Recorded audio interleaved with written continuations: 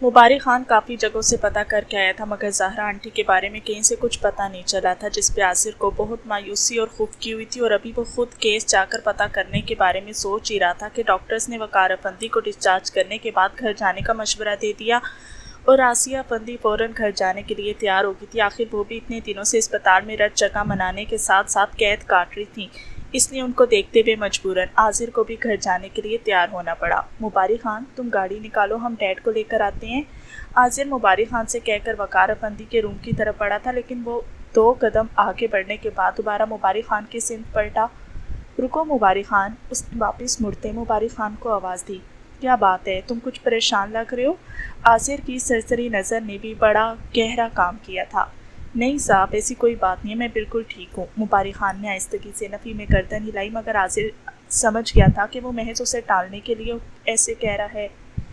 ऐसी बात है मुबारक खान, क्योंकि मैंने पहले कभी भी तुम्हारे चेहरे पे ऐसी परेशानी नहीं देखी।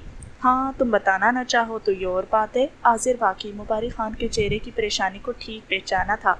नहीं साहब, अब आपसे क्या पर्दा भला, बस घर में बीवी और बच्चे दोनों की तबीयत ख़राब है। वो मुझे 1-2 दिन के लिए घर बुला रहे हैं, लेकिन मैंने इनकार कर दिया कि जब तक साहब ठीक नहीं हो जाते मैं भला कैसे जा सकता हूँ। इसलिए मैं उनकी तरफ से थोड़ा परेशान था, वरना और तो कोई बात नहीं है। मुबारक खान को बिलाखिर बताना ही पड़ा था और आसिर उसकी परेशानी सुनकर चुप हो गया। हाँ ठीक है, अभी तो घर चलो, फिर देखते हैं कि क्या होता है। आसिर आहिस्तगी से और पुरसोच से लहजे में कहता हुआ दोबारा पलट गया। हालांकि आसिर अभी भी उसकी बात में मुतमईन नहीं हुआ था, मगर उस वक्त सूरत हाल ही कुछ ऐसी थी कि वो ज़्यादा पूछ पड़ताल या फिर कुरेद नहीं सकता था। इसीलिए वक्ती तौर पर इस बात को नज़रअंदाज कर दिया और फिर कुछ देर बाद वकार अफंदी और आयशा अफंदी को साथ लेकर वापस बड़ी हवेली आ गए थे। मम्मा पापा आप आ गए? ओन और अदीद उनको देखते ही लपक कर उनसे लिपट गए। हाँ मेरी जान, हम आ गए हैं, हम बहुत मिस कर रहे थे तुम दोनों को। आसिया अफंदी ने उन दोनों को लिपटाकर बारी बारी उनके माथे पे प्यार किया। पापा वो कैसे हैं आप? अदीद का पूछते हुए लहजा भी गलुगेर हो गया था। अपने पापा से खुद पूछ लो ना वो कैसे हैं। आसिया अफंदी ने उसके बालों को सहलाते हुए उसे इशारा किया था और अदीद उनके इशारे पे सर हिलाकर फ़ौरन वकार अफंदी के बेड की तरफ बढ़ गया और बेड की दूसरी साइड पे ओन जाकर खड़ा हो गया। लेकिन वकार अफंदी कल से न जाने क्यों इतने साकित और सामित से हो गए थे कि उन्हें अब अपने आस पास का भी एहसास नहीं रहा था कि उनके पास कौन है और कौन नहीं, क्या कह रहा है और क्या नहीं कह रहा, वो कहाँ है और कहाँ नहीं है। उनके तो दिलो दिमाग में बस अपनी अधूरी माफ़ी और पूरी ज़िंदगी का सीन घूम रहा था, और तो कुछ सुनाई नहीं दे रहा था और ना दिखाई। बस सिर्फ और सिर्फ ज़हरा बतूल शाह का चेहरा था जो सारी दुनिया पे नक्श हो गया था, और उस चेहरे के सिवा सारी दुनिया मिट गई थी। बीवी बच्चे बहन भाई सब रिश्ते भूल गए थे, सब रिश्ते पीछे चले गए थे। बस अब तो या ज़हरा बतूल शाह याद थी या फिर खुदा याद था, जिनकी नज़रों में वो गुनाहगार थे और जिनसे उन्होंने माफ़ी मांगनी थी और माफ़ी नहीं मिलेगी। ये उन्हें यकीन था और इसी यकीन ने तो उन्हें मज़ीद जामिद कर दिया था। मुझे जो भी मिला फ़कत ज़ाते खुदा से मिला, ए माँ खुदा से जो भी मिला फ़कत तेरी दुआ से मिला। बतूल शाह की कब्र पे मिट्टी डालते हुए उसका दिल रो रहा था और हाथ कब कपा रहे थे। आज उसके सब खून के रिश्ते दफन हो चुके थे, मिट्टी में मिल गए थे, खाक के साथ खाक हो गए थे, और वो देखता रह गया था। सब कुछ ख़त्म हो गया था, सब हाथ से निकल गया था। वो तकदीर के आगे डट नहीं सका था और तकदीर सब कुछ बहा के अपने साथ ले गई थी और उसे तन्हा कर गई। दिलावरे, नबील ने नीचे ज़मीन पे दोजानों बैठे दिलावर के कंधे पे अपना मजबूत हाथ जमाते हुए उसे मतवज्जे किया। उठो, घर चलो, तुम्हें पता है ना तुम्हारे ऐसे हाल पे आंटी को कितनी तकलीफ होगी। क्या तुम उन्हें और तकलीफ देना चाहते हो? नबील ने उसे ज़रा नरमी से बहलाने की कोशिश की, मगर उसका बहलना आसान कब था भला। तुम गाड़ी निकालो, मैं इसे लेकर आता हूँ। अब्दुल्ला ने नबील को इशारा किया और नबील सर हिलाकर पलट गया। दिलावरे, उठो, मेरे साथ घर चलो। तुम जानते हो ना घर पे कितने मेहमान आए हुए हैं, कितनी दूर दूर से मेहमान हैं, उनको खाना भी तो खिलाना है, या फिर यूं ही भूखा भेज दिए कोई सबको? अब्दुल्ला ने नरमी के बजाय ज़रा संजीदगी से पूछा था, और ये संजीदगी दिलावर के दिमाग पे जाके लगी थी। वो भला अपनी माँ की मौत के अफसोस के लिए आए मेहमानों को भूखा कैसे भेज सकता था? नबील और अब्दुल्ला ने कराची से आते ही पहला इंतज़ाम यही किया था, मेहमानों के लिए खाना ऑर्डर किया था, और अब सब मेहमानों को खाना खिलाने का वक्त था। क्योंकि सब जनाजा पढ़ चुके थे, इसलिए उन लोगों को ज़रा जल्दी घर पहुँचना ज़रूरी था। और यही बात सोचते हुए बिलाखिर दिलावर को उठना ही पड़ा और चुपचाप उनके साथ चल पड़ा। दिलावर साहब, अब हमें भी इजाज़त दीजिए, हम भी चलते हैं, टाइम भी काफ़ी हो गया। हालांकि आपको इस दुख के वक्त में छोड़कर जाने का दिल तो नहीं चाह रहा, लेकिन मजबूरी है। किसी खास जगह पर रेट का پلان ہے، اس لیے پہنچنا ضروری ہے۔ ایس پی کامران مہدی قبرستان کے باہر اپنی گاڑی کے قریب کھڑا انتظار کر رہا تھا اور دلاور کو عبداللہ کے ساتھ قبرستان سے باہر نکلتے دیکھ کر فوراً اس کے قریب آیا۔ لیکن ایس پی صاحب، آپ کھانا کھائے بغیر کیسے جا سکتے ہیں؟ صبح سے آپ ہمارے ساتھ ایسے ہی گھوم رہے ہیں۔ عبداللہ نے ایس پی کامران مہدی کو روکنا چاہا تھا، لیکن ایس پی کامران مہدی کا ایسا کوئی ارادہ نہیں تھا۔ وہ دلاور اور عبداللہ سے ہاتھ ملا کر وہاں سے رخصت ہو گیا اور وہ لوگ وہاں سے گھر آ گئے تھے۔ گھر میں اور بھی بہت سے مہمان تھے۔ عبداللہ اور نبیل کے ساتھ ساتھ عدیل اور شہریار بھی مہمانوں کی خاطر تواضع میں لگ گئے اور دلاور بس سب کو چپ چاپ دیکھ رہا تھا۔ بھائی، مدیحہ دلاور کو یوں چپ اور نڈھال سے انداز میں بیٹھے دیکھ کر اس کے قریب آ گئی تھی اور دلاور نے محض اسے سر اٹھا کر دیکھا اور پھر دوبارہ سر جھکا کر بیٹھ گیا، جس پہ مدیحہ کے دل میں عجیب سا ابال اٹھا تھا اور وہ بے ساختہ صوفے پہ اس کے برابر بیٹھ گئی۔ آپ کچھ بول کیوں نہیں رہے؟ آپ کیوں اتنے چپ ہو گئے ہیں؟ کیا صرف آپ کو ماما کا غم ہے؟ کیا ہمیں ان کا کوئی غم نہیں ہے؟ کیا وہ میری ماما نہیں ہے؟ آپ تو ان کے آخری وقت میں بھی ان کے ساتھ تھے، ان کے پاس تھے، لیکن مجھے تو ان سے بات کرنا بھی نصیب نہیں ہوا۔ آپ سے زیادہ دکھ تو مجھے ہو رہا ہے، میں کیا کروں؟ آخر آپ کی طرح چپ اوڑھ کے بیٹھ جاؤں، نہ بولوں، نہ رو، نہ دیکھوں، نہ سنوں، کیا کروں آخر؟ آپ بتائیے کیا کرنا چاہیے مجھے؟ مدیحہ نے روحان سے لہجے میں کہتے ہوئے دلاور کا کندھا ہلایا تھا اور دلاور نے آہستگی سے اس کا ہاتھ اپنے ہاتھ میں تھام لیا اور یوں ہی سر جھکائے بیٹھا۔ آہستہ آہستہ اس کا ہاتھ تھپکنے لگا، جیسے اسے تسلی دے رہا ہو، لیکن زبان سے پھر بھی کچھ نہیں کہا تھا، کیونکہ وہ جانتا تھا کہ وہ بھی کچھ کہنے کے لیے اب لب کھولے گا تو اس کے سارے ضد ٹوٹ جائیں گے اور سارے حوصلے بکھر جائیں گے اور پھر وہ سب کی لاکھ کوششوں سے بھی سمٹ نہیں سکے گا۔ اس لیے بہتری اسی میں تھی کہ وہ اپنے صبر و ضبط پہ قائم رہتا اور اپنے حوصلے بکھرنے نہ دیتا، اور سب اس سوچ پہ دنگ تھے کہ وہ بکھرا کیوں نہیں اور وہ ٹوٹا کیوں نہیں۔ آخر یہ غم کی انتہا تھی یا پھر غم کے بعد صبر کی انتہا تھی کہ اس نے اپنی زبان کے لفظ اور آنکھوں کے آنسو پتھر کر دیے تھے؟ اس کی زبان سے نہ لفظ نکلے اور نہ آنکھ سے آنسو، بس سب کچھ بے حس اور جامد ہو چکا تھا۔ سب کی کوشش تھی کہ اس کی چپ کو توڑا جائے۔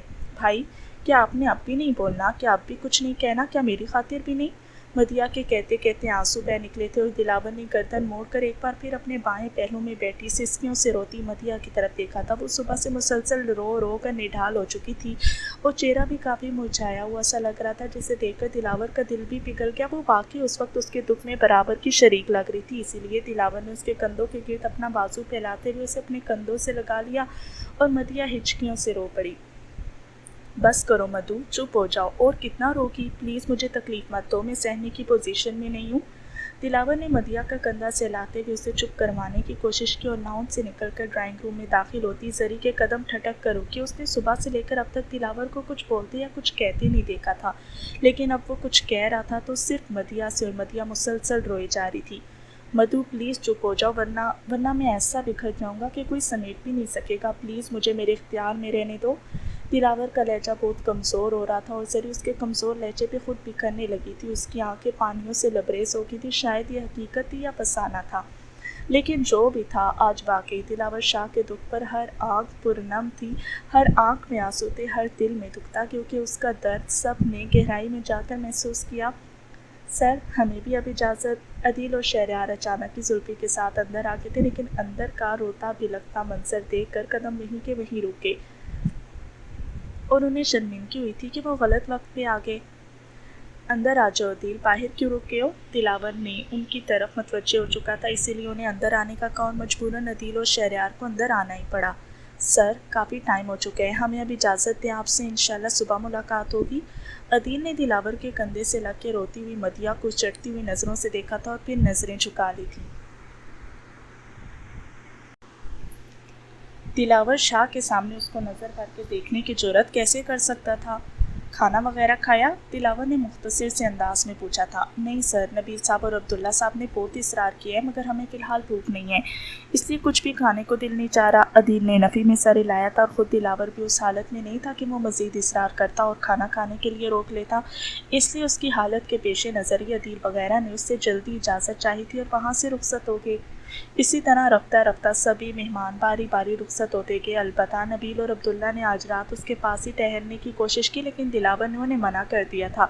کیونکہ وہ دونوں بے حد تھکے ہوئے تھے۔ پہلے نبیل کے گھر دعوت، پھر صبح اٹھ کر کراچی جانا، پھر پورے دن کی بھاگ دوڑ، پھر ہوٹل میں رات گزارنے کے بعد افراتفری میں دوبارہ لاہور واپسی، اور پھر یہاں آ کر بھی ان دونوں نے ہی سب کچھ سنبھالا تھا۔ اس لیے اب ضروری تھا کہ وہ دونوں اپنے گھر جاتے اور سکون سے آرام کرتے، کیونکہ بے سکونی اور نیند پوری نہ ہونے کی وجہ سے کسی کی بھی طبیعت خراب ہو سکتی تھی۔ اسی لیے دلاور نے انہیں یہاں رکنے سے منع کر دیا تھا، کیونکہ یہاں رہ کر بھی اس کی وجہ سے سکون کی نیند نہیں سو سکتے، لہٰذا یہی بہتر تھا کہ وہ گھر چلے جاتے۔ عبداللہ چلا جاتا ہے لیکن میں رک جاتا ہوں، ڈونٹ وری۔ موم اور مدی آسانی سے رہ لیں گی، اور ویسے بھی اب تو مومنہ بھی ہے ان کے پاس۔ نبیل اسے تنہا چھوڑ کر جانے کے لیے تیار نہیں تھا۔ عبداللہ پلیز یار سمجھاؤ اسے، کتنی دیر اور کتنے دن رکو گے میرے ساتھ؟ آج کل پرسوں، ہفتہ، 2 ہفتے، مہینہ، 2 مہینے، سال، 2 سال، آخر کب تک رکو گے؟ یہ میرا گھر ہے اور یہاں میں نے تنہا ہی رہنا ہے، کوئی بھلا کب تک ساتھ دے سکتا ہے؟ اور جب کوئی ہمیشہ ہمیشہ کے لیے ساتھ نہیں دے سکتا تو پھر صرف ایک دن کے لیے یا پھر ایک رات کے لیے بھی کیوں؟ یہ رات بھی بس چند گھنٹوں کی رہ گئی ہے، ابھی تھوڑی دیر میں ختم ہو جائے گی اور بس۔ دلاور نبیل کی ضد پہ نہ جانے کیوں اتنا تلخ ہو گیا تھا کہ نبیل نے دوبارہ کچھ بھی نہیں کہا تھا اور اس سے ہاتھ ملا کر عبداللہ وغیرہ کے ساتھ ہی وہاں سے چلا گیا۔ لیکن نبیل کا اس طرح جانا بھی دلاور کے دل پہ بوجھ چھوڑ گیا تھا، اور اس کا ذہن اور زیادہ اپسیٹ ہو گیا تھا، اور وہ وہیں کا وہیں گیٹ کے پاس ہی کھڑا رہ گیا، جسے کافی دیر بعد گلاب خان نے آ کر متوجہ کیا۔ صاحب، باہر کافی ٹھنڈ ہو رہی ہے، آپ یہ چادر اوڑھ لیں، موسم اچھا نہیں ہے، آپ بیمار پڑ جائیں گے۔ گلاب خان اس کی کالے رنگ کی گرم چادر لے کر اس کے قریب آ گیا تھا اور چادر کی تہہ کھول کر اس کے کندھوں کے گرد پھیلا دی، اور دلاور نے گہری سانس کھینچتے ہوئے قدم اندر کی سمت موڑ لیے تھے اور گلاب خان نے گیٹ بند کر دیا۔ صاحب، آپ کے لیے چائے لے کر آؤں؟ وہ اندر آ کر ڈرائنگ روم کے بیچوں بیچ کھڑا خالی نظروں سے ادھر ادھر دیکھ رہا تھا جب گل اس کے پاس آ کھڑی ہوئی، کیونکہ وہ جانتی تھی کہ اس نے کل سے کھانے کا ایک ذرہ بھی زبان پہ نہیں رکھا۔ وہ اتنے گھنٹوں سے مسلسل بھوکا بھی ہے اور پیاسا بھی، اور اس کے سب دوست وغیرہ بھی جا چکے ہیں، ایسے میں اسے کھانے کے لیے بھلا کون کہے گا اور کون پوچھے گا اس سے؟ اس لیے یہ ہمت گل نے خود ہی کر لی تھی۔ لیکن دلاور کو آج بھلا کسی چیز کی کب طلب تھی؟ آج تو جیسے اس کی پوری ہستی اور پوری ذات ہی مر چکی تھی۔ وہ تو بس خالی کھوکھلا اور خواہشوں سے عاری وجود لیے ہی کھڑا تھا، اور تو کچھ بھی باقی نہیں تھا۔ آپ کہتے ہیں تو کافی بنا لیتی ہوں؟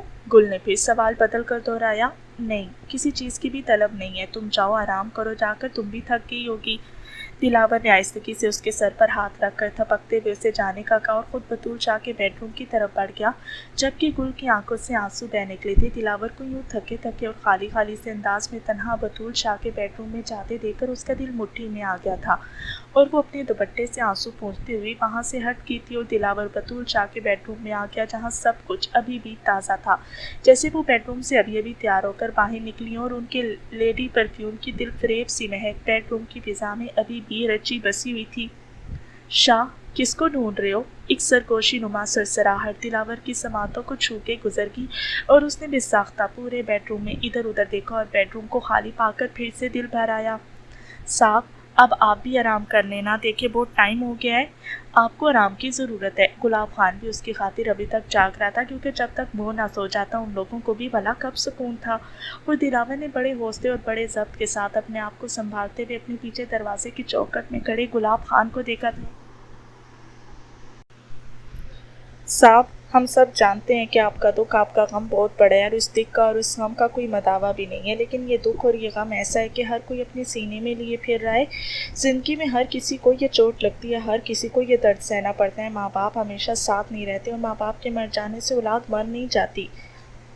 یہ زندگی ہے اور زندگی چلتی ہی رہتی، کسی کے چلے جانے سے زندگی رک نہیں جاتی۔ ہاں، دل میں دکھ ضرور رہ جاتا ہے، اور دکھ تو ہمیشہ انسان کے زندگی کا حصہ بنا رہتے ہیں، بس انسان کو حوصلہ رکھنا چاہیے۔ اور مجھے پتہ ہے کہ آپ کا حوصلہ اور آپ کا صبر بہت بلند ہے، آپ بہت مضبوط ہے، اس میں کوئی شک نہیں ہے، لیکن آپ کو اپنا بھی خیال رکھنا چاہیے، کیونکہ آپ اپنا خیال نہیں رکھیں گے تو اور کون رکھے گا؟ گلاب خان نے بڑے مدبرانہ اور دوستانہ سے انداز میں دلاور کو سمجھانے کی اور ہمت بندھانے کی کوشش کی تھی، جس پہ دلاور محض سر ہلا کے چپ ہو کے رہ گیا۔ صاحب، آپ اس وقت اپنے کمرے میں جائیے، آرام کیجیے، یہ دکھ تو اب ہمیشہ ساتھ ہی رہے گا۔ گلاب خان آگے بڑھ کے اسے کندھے سے تھام کر باہر لے آیا تھا اور بطول شاہ کے بیڈ روم کا دروازہ بند کر دیا۔ رہنے دو گلاب خان، میں خود چلا جاؤں گا۔ اس نے سیڑھیوں کے قریب آ کر گلاب خان کے سہارے کے بجائے سیڑھیوں کی ریلنگ تھام لی۔ ٹھیک ہے، آپ جائیں، آرام کریں۔ گلاب خان آہستگی سے پیچھے ہٹ گیا اور دلاور بمشکل قدم اٹھاتا ہوا سیڑھیاں چڑھنے لگا۔ صاحب، साहब जी, वो आपसे कुछ कहना था। गुलाब खान को अचानक कुछ याद आया और दिलावर के कदम रुक के उसने पलटकर गुलाब खान को सवालिया नज़रों से देखा।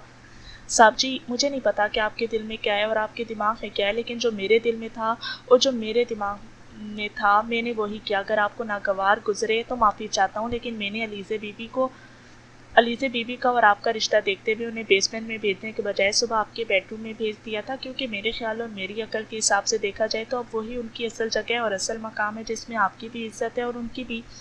इसलिए उसमें अलीज़े बीबी का कोई कसूर नहीं है। आपने अगर कुछ कहना है तो मुझे कह लें, मैं आपकी हर सज़ा के लिए तैयार हूँ। गुलाब खान ने दिलावर के बेडरूम में जाने से पहले अलीज़े की वहाँ मौजूदगी का मसला क्लियर कर देना बेहतर समझा। सज़ा? दिलावर ने ज़ेरे लब दोहराया था। जी हाँ साहब जी, सज़ा, क्योंकि आप मालिक हैं और मैं मुलाजिम हूँ और मैंने एक मुलाजिम होकर आपकी ज़ाती ज़िंदगी में मुदाखलत की है, आपकी इजाज़त के बगैर ये कदम उठाया। हालांकि मेरी इतनी औकात नहीं है कि मैं ऐसा कुछ करूँ, इसलिए आपको पूरा पूरा हक है कि आप मुझे सज़ा दें या फिर मुझ पर गुस्सा करें। मुझे कोई एतराज़ नहीं होगा, मैं हाजिर हूँ। गुलाब खान उसके सामने सर झुकाए खड़ा था, जबकि दिलावर के दिलो दिमाग पे कुछ और ही चल रहा था। अम्मा, अब कैसी तबीयत है आपकी? तकलीफ कम हुई है या नहीं? वो लपक के पास आया। तकलीफ कम हो सकती है अगर अगर तुम करो तो। बतूल शाह ने हाथ उठाकर उसके चेहरे को छूने की कोशिश की थी, मगर ड्रिप लगी हुई थी, इसलिए हाथ वहीं का वहीं रह गया। हाँ हाँ, मैं करूँगा, ज़रूर करूँगा, आप कहें क्या बात है। उसने फ़ौरन इस बात में सर हिलाया था और उनका हाथ अपने हाथ में थाम कर अपने होंठों से लगा लिया। मैंने आज वकाराबंदी की हालत देखी है। वो अपनी सज़ा इसी दुनिया में भुगत चुका है, तो तुम अलीज़े को सज़ा मत दो। मेरा खुदा गवाह है, मैंने आज वकाराबंदी को माफ़ किया मैंने। बतूल शाह के अल्फाज से अर्श फर्श काम के थे और दिलावर शाह तो जैसे खड़े कद से ढह गया था, और खड़े कद से ढह जाने वाले दिलावर शाह के दिल दिमाग में अब यही आवाज़ बार बार बाज़गश्त कर रही थी। मेरा खुदा गवाह है, मैंने आज वकाराबंदी को माफ़ किया मैंने। वो गुलाब खान से कुछ भी कहे बगैर सीढ़ियाँ चढ़ने लगा था, लेकिन जहन में वही अल्फाज मुसलसल तकरार कर रहे थे।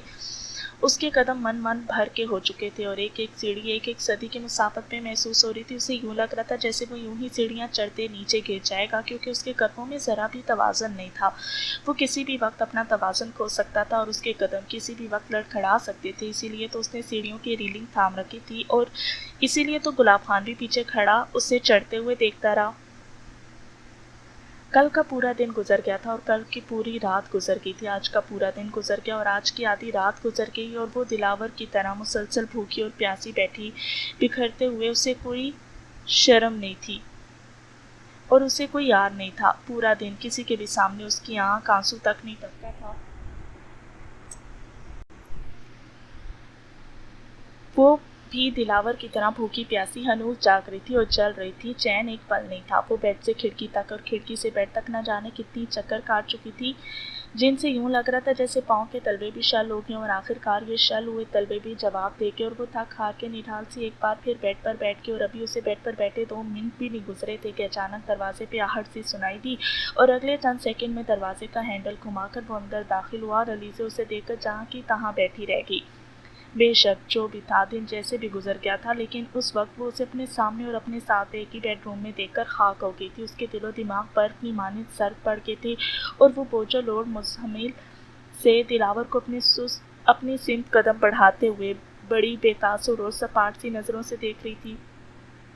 वो लड़खड़ाते हुए गैर मतवाजन और ढीले ढाले कदमों से चलता हुआ ऐन उसके सामने आ खड़ा हुआ, और अलीज़े ने आहिस्तगी से उससे नजरें चुराते हुए सर झुका लिया, जबकि उसके सामने खड़ा मजबूत पहाड़ नुमा दिलावर शाह अपने अंदर के दुख की वजह से भरभरी रेत की तरह बिखर गया था। अलीज़े, वो हारे हुए अंदाज में अलीज़े के सामने कालीन पे दोजानों बैठते हुए उसकी गोद में मुंह छुपा कर रो पड़ा, और अलीज़े जो पहले ही खाक हुई बैठी थी उसके इस तरह बिखरने पे खुद भी बिखर गई। वो साकित और सामित सी अपनी गोद में मुंह छुपाए इंतहाई शिद्दत से रोते हुए दिलावर शाह को देख रही थी, क्योंकि उसने दिलावर शाह को इतने हारे हुए इतने शकिस्ता रूप में पहले कभी नहीं देखा था। मगर आज उसका दुख वाकई इतना बड़ा दुख था कि वो टूट गया था, बिखर गया था, और वो टूट के बिखरा भी था तो किसके पास? अलीज़े दिलावर शाह के पास, जो उसे समेट भी नहीं सकती थी, जो उसे संभाल भी नहीं सकती थी। अलीज़े, आज दिलावर शाह मर गया आज दिलावर शाह। आज मैं ज़हरा बतूल शाह को नहीं, दिलावर शाह को दफन करके आया हूँ। आज मैं दिलावर शाह को कब्र में उतार कर आया हूँ, मट्टी डाल आया हूँ दिलावर शाह पे। आज मिट गया दिलावर शाह, आज सचमुच मिट गया। وہ بہت بری طرح رو رہا تھا اور علیزے اتنے مضبوط اور اونچے پورے مرد کو اپنی گود میں منہ چھپا کے روتے ہوئے دیکھ کر عجیب بے بس سی ہونے لگی۔ اس کا دل بھی رونے لگا تھا، کچھ اس کے دکھ پہ، کچھ اپنے دکھ پہ۔ میری 30 سالہ زندگی میں مجھے کبھی احساس نہیں ہوا کہ ماں کیا ہوتی ہے اور باپ کیا ہوتا ہے، بس مجھے اتنا پتا ہے کہ زہرا بطول شاہ کیا ہوتی ہے۔ علیزے وہ صرف میری ماں ہی نہیں تھی بلکہ وہ تو میرے لیے باپ بھی تھی۔ وہ میری زندگی اور میری کل کائنات تھی، میرا سب کچھ وہی تھی۔ میں جو کچھ بھی تھا صرف انہی کے دم سے تھا، اب وہ نہیں ہے تو میں بھی اب کچھ نہیں۔ مگر دکھ اس بات کا ہے کہ انہوں نے پوری زندگی کوئی سکھ نہیں دیکھا، کوئی خوشی نہیں پائی۔ پہلے زندگی کانٹوں پہ بسر کرتی اور اب قبر کو گھر بنا لیا، اور میں ہمیشہ کا بد نصیب ان کے لیے کچھ بھی تو نہیں کر سکا، کچھ بھی تو نہیں۔ ہمیشہ سب کے سامنے آن بان اور شان سے رہنے والا آج علیزے کے سامنے یوں بکھر رہا تھا، یوں ٹوٹ رہا تھا، جیسے وہ اس کی ذات کا آئینہ تھی، اس کی ذات کا عکس تھی، اس کی ذات کا حصہ تھی، جس کے سامنے ٹوٹ کر بکھرتے ہوئے اسے کوئی شرم نہیں آ رہی تھی اور اسے کوئی عار نہیں تھا۔ پورا دن کسی کے بھی سامنے اس کی آنکھوں سے آنسو تک نہیں ٹپکا تھا، اور یہاں وہ یوں لگ رہا تھا جیسے پوری زندگی کی کسر پوری کر دے گا۔ ڈرائیور علیزے اس کی ایسی حالت اور ایسی کیفیت برداشت نہیں کر پا رہی تھی۔ اس نے بے حد آہستگی اور روندی ہوئی آواز سے اسے پکارا تھا۔ اس کے اپنے آنسو بھی بہہ رہے تھے اور کچھ نہ صحیح لیکن بطول شاہ کا دکھ تو اسے بھی تھا۔ وہ بھی کل رات سے ان کے لیے بہت زیادہ روئی تھی، اس کا دل بھی موم کی طرح پگھل رہا تھا۔ علیزے وہ ہمیشہ ہمیشہ کے لیے چھوڑنی ہے مجھے، اکیلا کر گیا مجھے، میں تنہا ہو گیا ہوں آج، بالکل تنہا، اتنی بڑی دنیا میں اور اتنے سارے دوستوں میں بھی تنہا ہو گیا ہوں آج۔ میرے سارے رشتے ختم ہو گئے ہیں، سارے رشتے۔ دلاور کی آواز حد سے زیادہ بھاری ہو رہی تھی۔ علیزے کو تو یہ سمجھ بھی نہیں آ رہی تھی کہ وہ اسے کوئی حرف تسلی کہے بھی تو کیسے۔ وہ صدا کی معصوم اور صدا کی نادان، اسے تو سلیقہ ہی نہیں تھا ایسی رنجیدہ اور دل خراش صورتحال میں کیا کہنا چاہیے اور کیسے پیش آنا چاہیے۔ بس اس پگھلتے ہوئے وقت اور احساس کے ہاتھوں مجبور ہو کر اس نے اتنا کیا تھا کہ اپنا لرزتا کپکپاتا ہاتھ اٹھا کر بڑے حوصلے اور بڑے صبر کے ساتھ دلاور کے بالوں پہ رکھ دیا۔ ڈرائیور پلیز مت رو، بس کرو اس روز میں رو رہی تھی اور تمہیں مجھ پہ رشک آ رہا تھا، لیکن آج نہ جانے کیا بات ہے کہ تم رو رہے اور مجھے تم پہ رشک نہیں آ رہا بلکہ رونا آ رہا ہے، کیونکہ میں جانتی ہوں تم اس وقت تنہا ہو، واقعی تنہا، اور تنہائی انسان کے لیے زہر ثابت ہوتی ہے، ایک نہ ایک دن مار دیتی ہے، جیسے مجھے مار دیا ہے اس تنہائی نے۔ علیزے خاصے بھرائے ہوئے لہجے میں بول رہی تھی اور اس کے آنسو دلاور کے بالوں میں جذب ہو رہے تھے، انہی بالوں میں جن میں علیزے کے ہاتھ کی دودیاں نازک مخروطی انگلیاں دلاور کے لیے ایک تسلی بن کے سرک رہی تھیں، اور دلاور اس تسلی کے باوجود بھی خود کو سنبھال نہیں پا رہا تھا۔ اس کے ذہن میں بطول شاہ کا ہی خیال بھٹک رہا تھا، اس کی سوچ وہیں پہ اٹکی ہوئی تھی، وہ وہیں پر منجمد ہوا لگ رہا تھا۔ علیزے اگر تنہائی کا یہ زہر تمہیں یا مجھے مار سکتا ہے تو پھر سوچو کیا یہ زہر انہیں نہیں مار سکتا تھا؟ انہوں نے بھی تو پوری زندگی تنہا گزاری ہے، ایک عمر تنہائی کاٹی ہے انہوں نے، اور آج بھی وہ تنہائی چلی گئی اور مجھے بھی تنہا کر گئی ہیں۔ علیزے تمہیں نہیں پتا کہ میں کتنا تنہا ہوں، کتنا تنہا۔ دلاور نے علیزے کے ہاتھ پکڑ کر اپنے چہرے پہ رکھ لیے تھے اور اس کے رخسار پہ آنسو کی نمی اور شیب کی چبھن علیزے کو اپنی ہتھیلیوں پہ محسوس ہوئی تھی، اور اس نے کسمسا کر اپنے ہاتھ پیچھے ہٹانے چاہے تھے، مگر دلاور کی گرفت اب اتنی بھی کمزور نہیں تھی کہ وہ ہاتھ چھڑاتی اور اس سے ہاتھ چھوٹ جاتے۔ میں تمہارے لیے چائے بناؤں ڈرائیور؟ علیزے کو اس کے سامنے سے اٹھنے کا اور کوئی بہانہ نہیں سوچا۔ نہیں، مجھے کسی چیز کی بھی طلب نہیں ہے، نہ بھوک کی، نہ پیاس ہے، اور کچھ بھی نہیں۔ اس نے نفی میں سر ہلاتے ہوئے علیزے کے ہاتھ اپنے چہرے سے نیچے کر لیے تھے اور پھر اس کے دونوں ہاتھوں کو نرمی سے چھوتے ہوئے انہیں یوں جوڑ دیا تھا جیسے وہ دعا مانگ رہی ہو، اور اس دعا کے انداز میں جوڑے ہاتھوں کو دیکھ کر وہ عجیب تلخی سے مسکرا دیا۔ کاش تم نے میرے مرنے کی دعا دل سے کی ہوتی علیزے، تو آج شاید میں مر ہی چکا ہوتا۔ اس نے علیزے کے ہاتھ آہستگی سے جھٹک دیے تھے اور علیزے کا چہرہ اونچا کر کے اس کی آنکھوں میں دیکھا۔ لیکن بگڑا اب بھی کچھ نہیں ہے، دعا تو تم اب بھی کر سکتی ہو، میرے پاس بھی اب کچھ نہیں رہا۔ ہاں البتہ میرے مرنے سے اب یہ فرق پڑے گا کہ تم بیوہ کہلانے لگو گی، دلاور شاہ کی بیوہ، اور مجھے پتا ہے تمہیں اس لفظ سے کوئی فرق نہیں پڑے گا بلکہ خوشی محسوس ہوگی، اور میں تمہیں خوشی تو کرنا چاہتا ہوں۔ وہ عجیب بہکی بہکی باتیں کر رہا تھا اور علیزے پھٹی پھٹی آنکھوں سے دیکھ رہی تھی، اس کے حواس واقعی اڑے ہوئے لگ رہے تھے، اس کی باتوں میں بے ربطگی آ گئی تھی۔ ڈرائیور یہ کیا کہہ رہے ہو تم؟ علیزے کو حیرت ہوئی۔ ہاں کچھ نہیں۔ وہ سر چٹک کر اس کے سامنے سے اٹھ گیا اور علیزے اس کے آنسوں سے بھیگے ہوئے اپنے ہاتھوں کو اور اپنے دامن کو دیکھتی رہ گئی۔ وہ وہاں سے اٹھ کر راکنگ چیئر پہ جا بیٹھا تھا اور پلکیں موند کر پھر سے بطول شاہ کے لیے پگھلنے لگا تھا، اور علیزے راکنگ چیئر پہ جھولتے دلاور کو چند سیکنڈ یوں ہی دیکھتی رہی اور پھر اٹھ کر وہاں سے باہر آ کے اور اس گھر میں تھوڑا بہت چلنے پھرنے سے یہ تو اسے اندازہ ہو ہی چکا تھا کہ کچن کہاں ہے، وہ سیدھی کچن میں جا پہنچی۔ اس کا ارادہ چائے بنانے کا تھا، حالانکہ اس نے آج تک کبھی بھی چائے نہیں بنائی تھی، لیکن آج دلاور کی حالت اور صورتحال دیکھ کر بے ساختہ ہی اس نے چائے بنانے کا سوچا، اور وہ اس سوچ پر عمل پیرا بھی ہوگی۔ اس نے چند روز پہلے گل کو چائے بناتے ہوئے دیکھا تھا، وہ دیکھنا ہی اس کے کام آ گیا، اور اس نے سب کچھ ڈھونڈ ڈھانڈ کے آخر کار چائے بنا لی تھی اور پھر واپس کمرے کی طرف قدم بڑھا دیے۔ وہ جس طرح ہوا کے جھونکے کی طرح گئی تھی اسی طرح واپس بھی آ گئی۔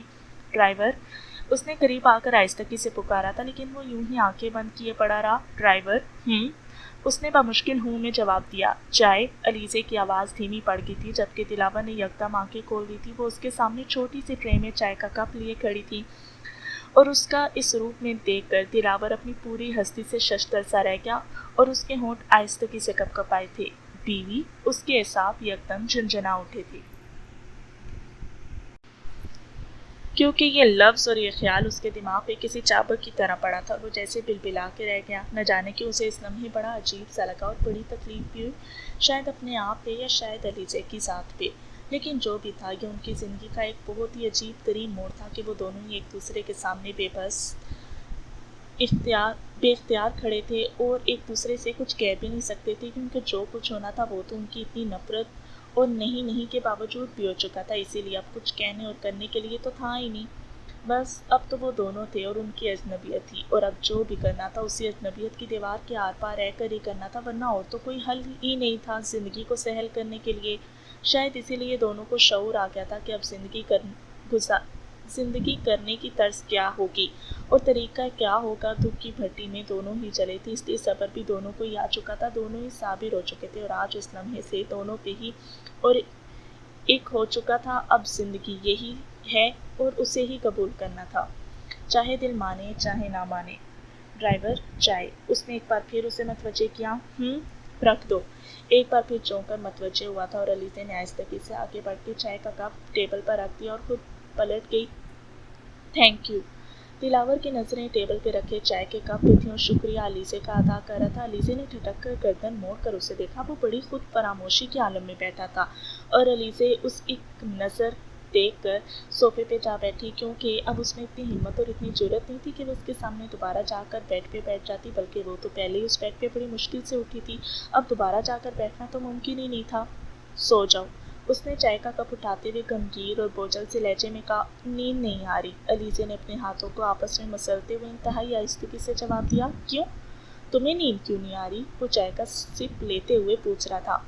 نرم بستر پہ سونے کی عادت نہیں رہی، علیزے کے جواب پہ وہ ٹہل سا کیا اور پھر گردن اٹھا کر اسے دیکھا تھا، جبکہ وہ بڑے لاپرواہ اور لاتعلق سے انداز میں گردن جھکائے بیٹھی اپنی گود میں رکھے اپنے ہاتھوں کو دیکھ رہی تھی۔